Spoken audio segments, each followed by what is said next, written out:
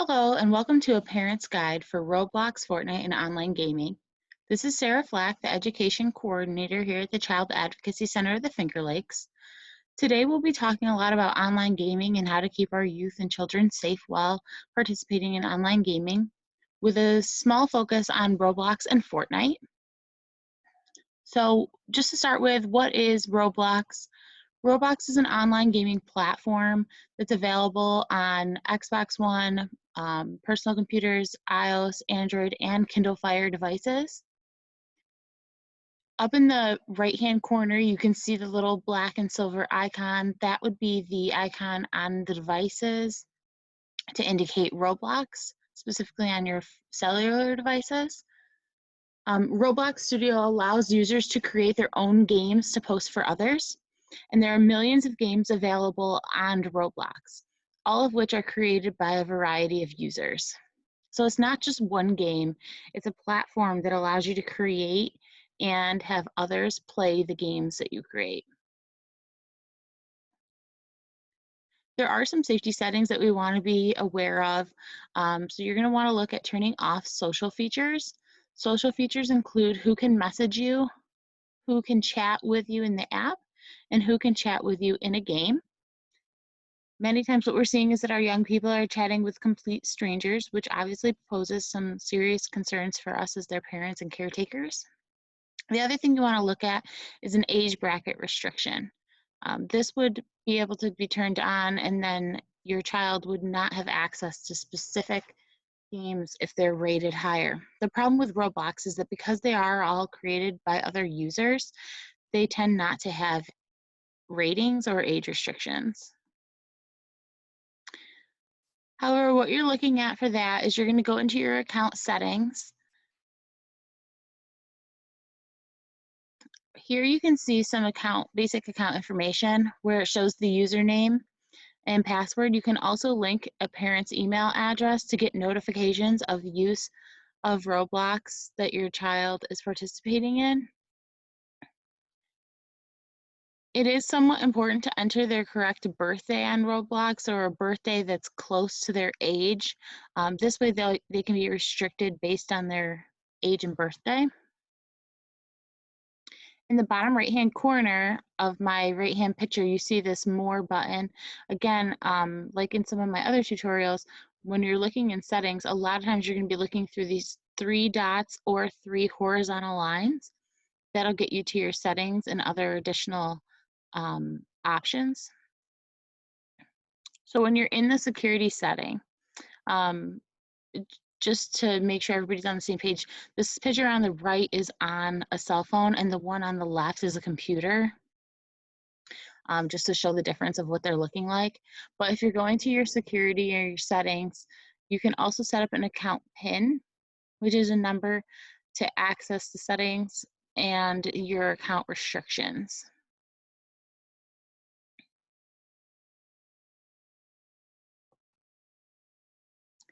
The last thing we want to look at is the privacy, and this is where we're going to have most of our important settings. Under privacy, you can set up who's able to contact you via message, chat, in a game, and in an app. So you can select those as no one, as friends, or as anyone.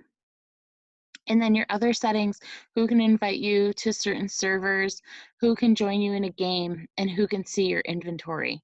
Again, those options are going to be no one, friends, and users I follow, or everyone. Blocking and reporting in Roblox. Blocking an individual player is going to involve looking for those 3 dots and then blocking that specific user. Reporting in the game, you're going to look for the 3 horizontal bars. Essentially, again, they mean the same thing. And you're going to click on a little flag icon that'll send in a report. And it's basically like waving a flag to the administrators of the platform that something is happening there that shouldn't be. Reporting on the web is going to be very similar. So you're going to click the report abuse link, and then the bottom of the description box in red lettering under menu in the top left is what you're looking for.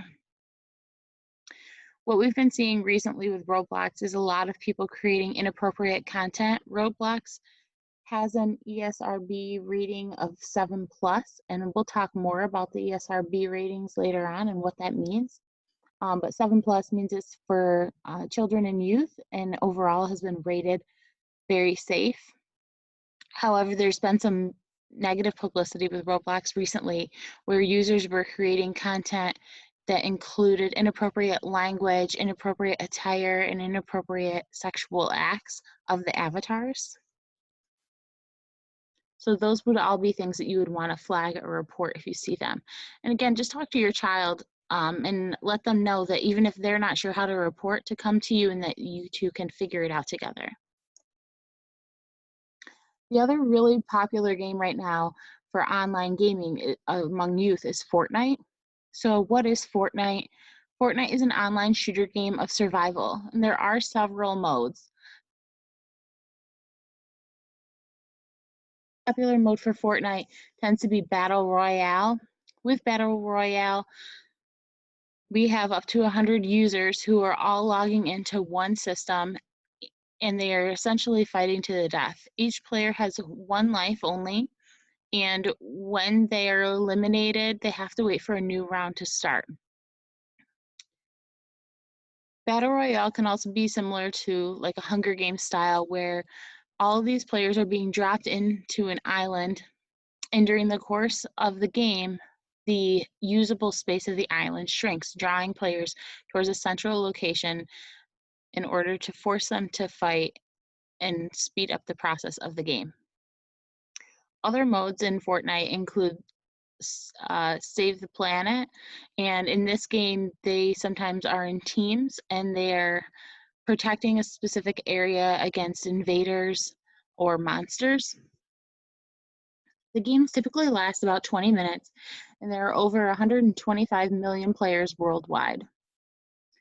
Fortnite is a free game, however, there are many in-game purchases and upgrades that are available. Most of these are more for fun and aesthetics than they are to actually improve the quality of gameplay. For example, a child may be interested in spending V-Bucks on boxes that contain different outfits for their avatar and also a variety of dance moves, weapon upgrades, and even their parachute or glider. None of these, though, are actually improving the quality of the game or the quality of the player. Fortnite is available on PlayStation 4, Xbox One, Nintendo Switch, and iOS devices. So some causes for concern is that there is voice chat and text chat capabilities. Again, in Battle Royale, you have 100 people playing online from every corner of the globe. So having the ability to voice chat and text chat can be somewhat concerning, especially for our youth who are not as cognizant of protecting their personal information. In-game purchases, if you have a credit or debit card linked to your device, your child may inadvertently spend some money without any permission. Each game has 100 players to start, and then the addictive patterns. Especially with the short games, what we see is that children become very addictive in nature, and they want to continue to play. There's this high level of competition in Fortnite where people want to make it as long as they possibly can and win matches in order to receive coins to buy new apparel and dance moves. So we want to be very cognizant of the time that children are spending on these games. There's also been some research showing that when children lose on Fortnite or in other games, because of the high competitive nature and the addictive patterns, we can see outbursts of rage or anger. So some safety and privacy settings that are available on Fortnite would be to create a private party. This would allow children to only interact with specific people depending on the type of mission they're playing, whether it's the Battle Royale or the Save the Planet. It also would allow them to create groups where only specific people can interact via the voice chat or text chat with them. Um, I would encourage this for anybody who really wants to engage in the chatting. And then there's also the voice chat settings. You can actually turn those completely off. And then the ESRB teen rating for frequent, intense cartoon or fantasy violence and infrequent mild medical treatment information. The ESBR rating of teen for Fortnite really just is telling you that the Fortnite is only appropriate for children 12 or older based on the ESRB. So here we're just looking at some parental controls through Fortnite. So there's the filter mature language, and you can toggle these on or off. The ability to auto decline friend requests. So if this were to be toggled on, you wouldn't receive any notifications of friend requests. Hide your username from non-squad members. And some of these formats, they are playing in squads, so even though there's 100 people in the game, it would be your avatar and 3 others that are on a squad, and you can try and help each other to the end. Hide non-squad member names, so then you can't see anybody's names at all. The voice chat and the text chat, so toggling those on and off. I wanted to share something that happened with my own child playing Fortnite. So I was concerned about the voice chat, and what he and his friends decided to do was call each other on their cell phones and put it on speaker, and they had their voice chat on the actual game turned off. So this allowed them to communicate with each other without anybody else hearing them. And I'm sure that they did this primarily because they wanted to be able to team up or work better in their squads and communicate more freely to win the game. However, it also, to me, showed some ingenuity in creating those safe text and chat lines. You can also create weekly playtime reports, which would mean that you can get messages and updates about how long the child has been on and at what time of day. So some other gaming concerns, the level of violence included in some of the games. In Fortnite, the violence is cartoon. There is no blood or gore. However, there is the idea that you are shooting at people and that they are being eliminated or dying. Sexual content in online gaming, including pornography embedded in games. For example, in Grand Theft Auto, which came out several years ago, we began seeing where the avatar was completing side missions where they were pulling into alleys and picking up prostitutes, and it alluded to oral sex and intercourse. And virtual sex games where people are acting out fantasies and participate in voyeuristic sex. Obviously, the concern for online predators, especially with the chatting features. Cyberbullies, privacy issues where people are putting too much information in their bios or their usernames are not protective of personal information like their name or date of birth or the town they live in. Age-appropriate content. So even though all of our online gaming has ESRB ratings, there are still ways, just like on YouTube and kids YouTube, where things are being posted and shared that shouldn't be. And the use of webcams and voice masking technology. So did you know that many popular games allow users to disguise their voices? As entertaining as interactive gaming can be, parents should be aware that their children can speak using their own voice with strangers online. Police say predators use this feature to make themselves sound younger. More sophisticated voice changers can make an older man sound like a young boy. I once was doing a presentation with some high school students, and I had a student talking about when they were playing an online game and that they eliminated a player, and that player was angry, so they started yelling, and when they were yelling, they would change their voice. They had what the child considered like a regular voice, and then they noticed that that voice went really high pitched, almost to sound more female, and then really low pitched to sound like a deep, very masculine older male. And so I asked that student, well, which voice was the real one then? And they looked at me and then they thought about it and decided that, well, they really weren't sure at that point, because if they could make themselves go higher or lower, they really had no idea to gauge where that voice actually originated.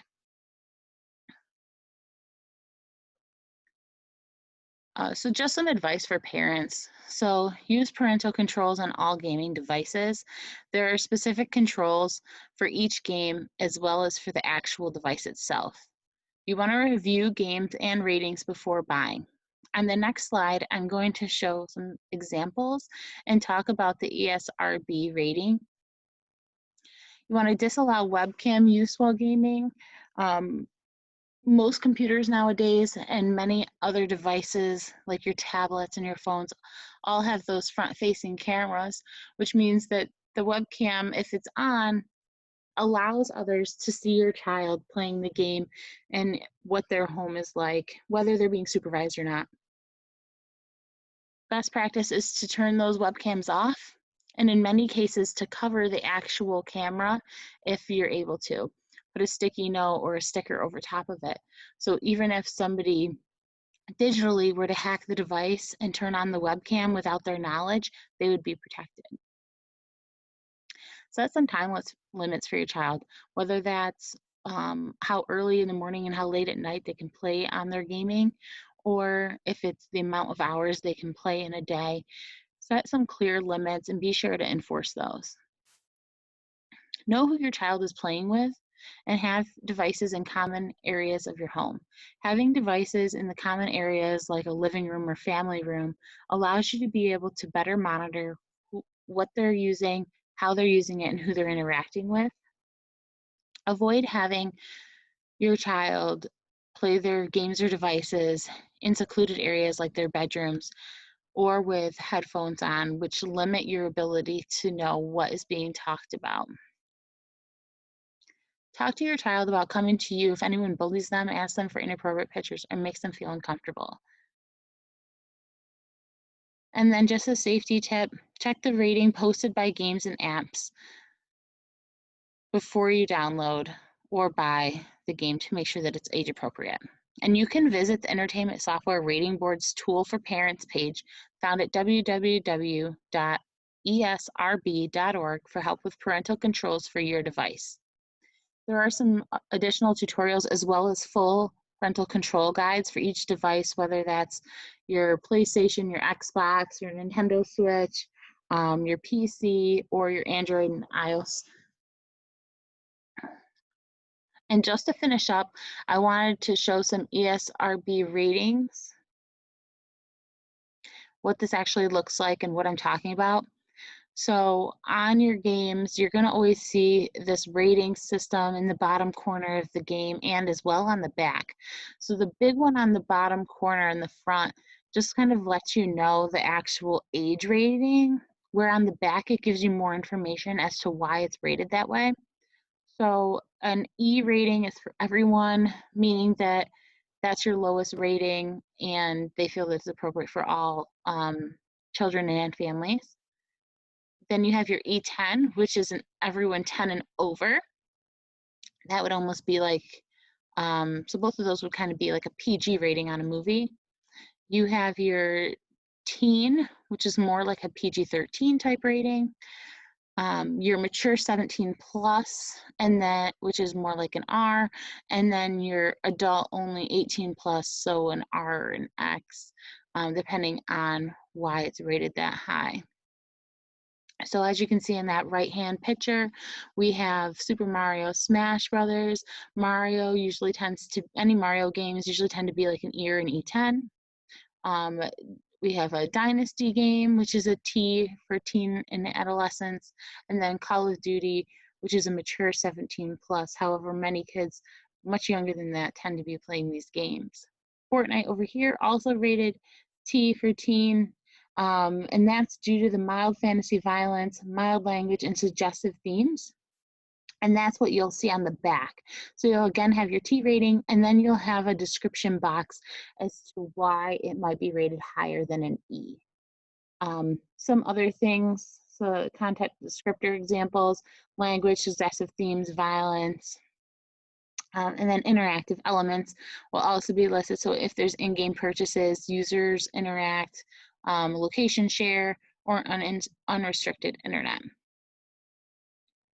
I hope that you found this short tutorial to be somewhat helpful in understanding online gaming and how to better protect your children while they're online.